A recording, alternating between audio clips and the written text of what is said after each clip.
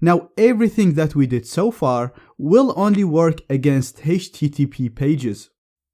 The reason why it works against HTTP because as we've seen, the data in HTTP is sent as plain text, so it's text that humans like us can read and understand. That's why when we're the man in the middle, we're able to read this text, and if we wanted, we're able to modify this text as we wish. Now this is obviously a problem, and this problem was fixed in HTTPS. So as you know, most websites use HTTPS.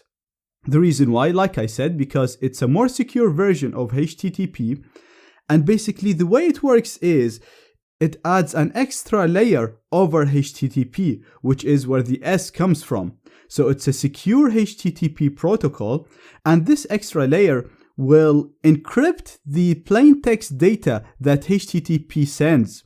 So if a person manages to become the man in the middle, they will be able to read this data, but the data will be gibberish. It will not be readable to the person intercepting the connection. Now, HTTPS relies on TLS or SSL to encrypt the data, and this is very difficult to break. Therefore, in order to bypass this, the easiest method is to downgrade HTTPS connections to HTTP.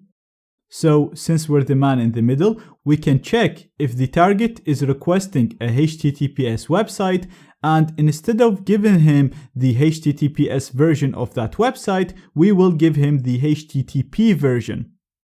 This way, the data will be sent in plain text and we'll be able to read it exactly as I showed you in the previous lecture. To do this, we'll have to manually configure and use a tool called SSL Strip, and I show how to do this in my more advanced courses. But luckily, BetterCap has a caplet that'll do all of this for us. The only problem is, this caplet does not replace all HTTPS links to HTTP in the loaded pages.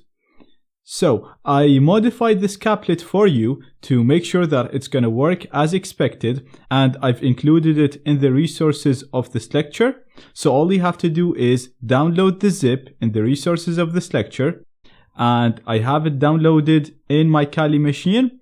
So I'm going to go to my files and to my downloads, and I have it right here. It's called hstshijack.zip. I'm going to right click it and extract it here. This is the folder of this caplet, and I'm going to copy it and paste it in the correct location where BetterCap loads caplets from. So to go to that location, you can either press Ctrl and L on your keyboard to open the path bar, or you can press here and press a / again to open the path bar. Once the path bar is open, we want to go to USR, Share, BetterCap, Caplets. So like I said, this is the default location where BetterCap stores all of the caplets. I'm going to hit enter. And as you can see, we already have this caplet in here. But like I said, this caplet is buggy. It doesn't work as expected. So I'm going to delete it. So right click, move to trash. And I'm going to paste the one that I just copied in here. So that's it. We're good to go. We can go ahead and use this caplet from BetterCap. But before we do that, I also want to go to my home directory. This is where I stored the caplet that we created in the previous lecture, the spoof caplet, the one that will run the ARP spoofing command and then run the sniffer. And I just want to modify one thing in this. So I'm going to right click it and open it with LeafPad. And what I want to modify is I want to add an option to the sniff in here. So as you know, this line net.sniff on will turn on my sniffer, but before turning it on, I want to set the net.sniff.local to true. And what this option will do it'll tell Bettercap to sniff all data even if it thinks this data is local data. The reason why I set this option to true, because once we use the HTTPS bypass caplet, the data will seem as if it's being sent from our computer. So Bettercap will think these passwords belong to me, to my computer, and it will not display it to me on screen. That's why we're setting it to true, so that we can see all the usernames and the passwords sent on the websites that we will downgrade from HTTPS to HTTP. So I'm going to save this, Control S, and quit it, Control Q, and now we are actually ready to go and use this caplet.